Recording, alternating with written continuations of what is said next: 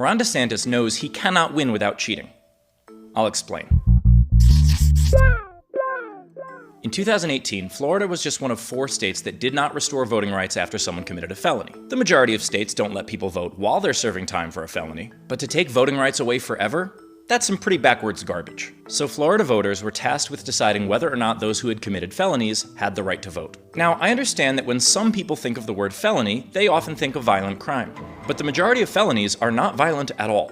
Some examples: public intoxication, drug use, soliciting sex, computer fraud, cell phone fraud, tax fraud, even the promotion of prostitution or gambling. All of those could be felonies. So in 2018, Florida voters, not state representatives, not the governor, and not a court, but actual voters decided overwhelmingly to restore voting rights. And the law even carved out exceptions for those who had committed violent crimes. No murderers, no rapists, even if they had already served their sentence and been reformed. And rights would not be restored until sentences were complete: prison, parole, and probation. This was a very non-extreme way to restore voting rights. When I say that this measure passed overwhelmingly, that is an understatement. The new law passed by 2.3 million votes, 64.5% yes to 35.5% no. This does not affect a small number of people. The Sentencing Project released a report in 2016. It estimated that Florida had just under 1.7 million people who had lost the right to vote, over 10% of the voting age population in the entire state. So how does this relate to Ron DeSantis cheating?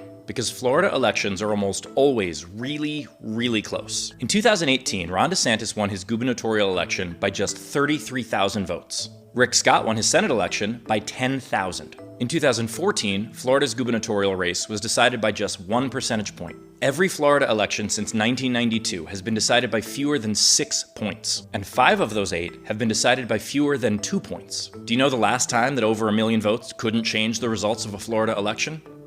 Never. Not even once. But you don't need all 1.7 million to sway a Florida election. In fact, you don't even need 10% of that. Almost every statewide vote in Florida is decided by a slim margin. Except, of course, restoring voting rights. That one was a frickin' landslide. Over 1 million potential Florida voters would absolutely impact every election, especially statewide races. So what did those in power do? They found a way to throw out the results of that 2018 vote. Restoring voting rights passed by almost 2/3. But then, new Governor Ron DeSantis, who won his election by fewer votes than people who lived in my apartment complex growing up, prevented it. In June 2019, just 6 months after the voting restoration was supposed to go into effect, Florida Governor Ron DeSantis signed Senate Bill 7066 into law. That bill added one more qualification for restoring rights: that the offender had to pay all fines and fees related to their felony before they were able to vote again. So well over 1 million Floridians' ability to vote is based on whether or not they can afford to pay off court costs after serving time in prison where they are paid pennies for their labor. Yes, despite the overwhelming majority of Floridians voting otherwise, someone who is arrested for being drunk in public, sending a fake email, or having too much LSD cannot vote until they pay off the government. Currently, Ron DeSantis is polling just a few points ahead of Charlie Crist, and Marco Rubio is in a dead heat with Val Demings. Imagine how different those races would be if Ron DeSantis and his gerrymandered state reps hadn't disenfranchised 10% of their voting population. But they did, because Ron DeSantis knows that he cannot win without cheating. Thanks for watching. This was for the smart people.